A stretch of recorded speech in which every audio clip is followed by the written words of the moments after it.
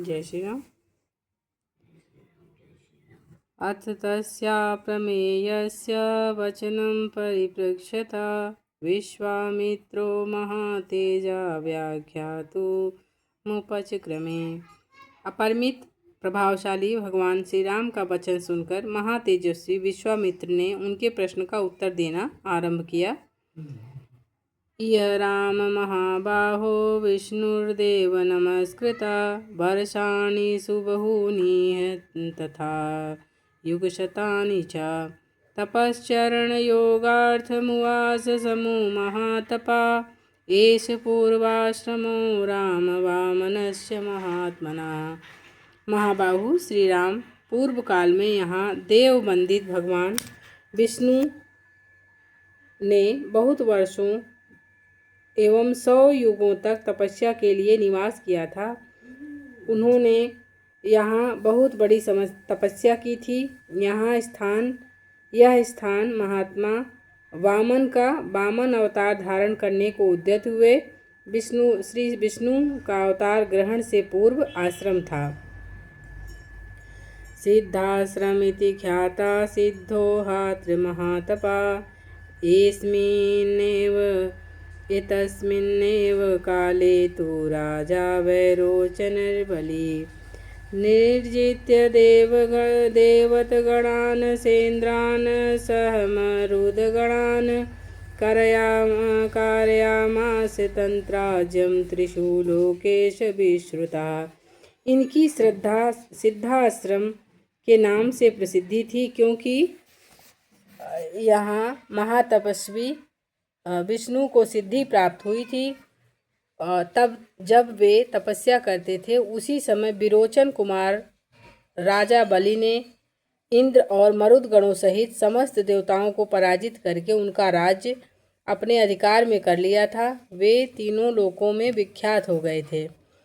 यज्ञं चकार सुमहान सुरेंद्रो महाबला बलेस्तु यजमानस्य देवासाग्निपुरोगमा समागम्य स्वयं चैव विष्णुमुचुरिहाश्रमे।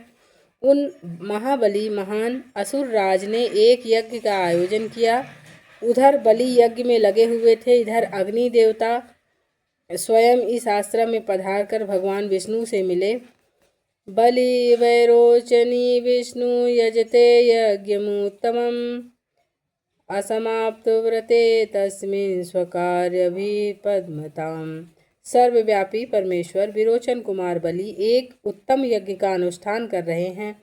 उनका वह यज्ञ संबंधी नियम पूर्ण होने से पहले ही हमें अपना कार्य सिद्ध कर लेना चाहिए।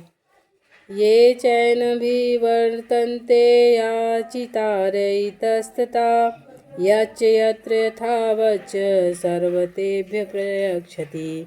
इस समय जो भी याचक इधर उधर से आकर उनके यहाँ याचना के लिए उपस्थित होते हैं, वे गौ, भूमि और सुवर्ण आदि संपत्तियों में से जिस वस्तु को भी लेना चाहते हैं, उनको वे सारी वस्तुएं राजा बलि यथावत रूप से अर्पित करते हैं। स त्वं सुरहितार्थाय महायोगमुपाश्रिता वामन त्वं गतो विष्णु कुरु कल्याणमुत्तमम्। अतः विष्णु, आप देवताओं के हित के लिए अपनी योग माया का आश्रय ले वामन रूप धारण करके उस यज्ञ में जाइए और हमारा उत्तम कल्याण साधन कीजिए।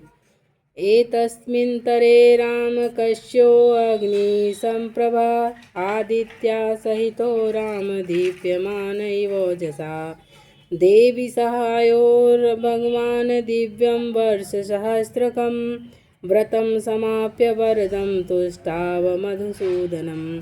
श्री राम इस समय अग्नि के समान तेजस्वी महर्षि कश्यप धर्मपत्नी अदिति के साथ अपने तेज से प्रकाशित होते हुए वहाँ आए, और वे एक सहस्र दिव्य वर्षों तक चालू रहने वाले महान व्रत को अदिति देवी के साथ ही समाप्त करके आए थे। उन्होंने वरदायक भगवान मधुसूदन की इस प्रकार से स्तुति की।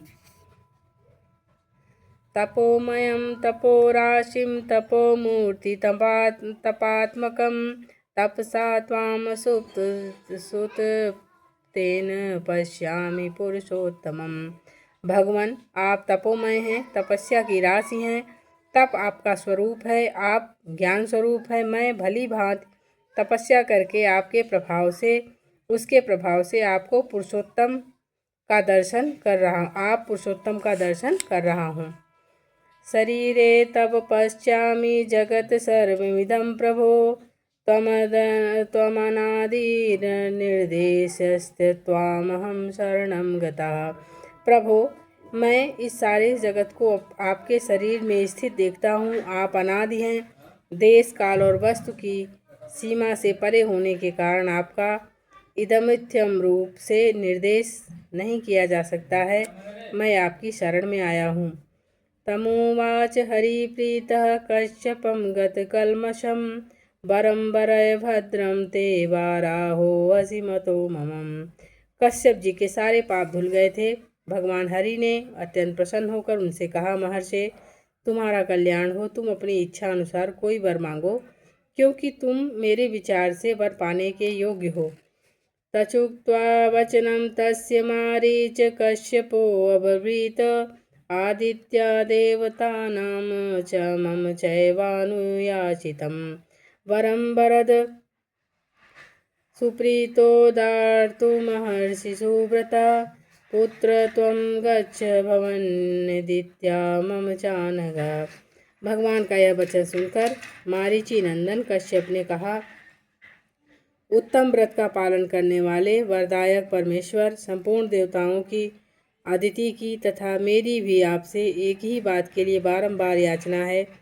आप अत्यंत प्रसन्न होकर मुझे वह एक ही वर प्रदान करें। भगवान, निष्पाप नारायण देव, आप मेरे और अदिति के पुत्र हो जाएं। भ्राता एव भवं यस्त्वात्वं सक्रिया सुरसूदन शोकावार्तानं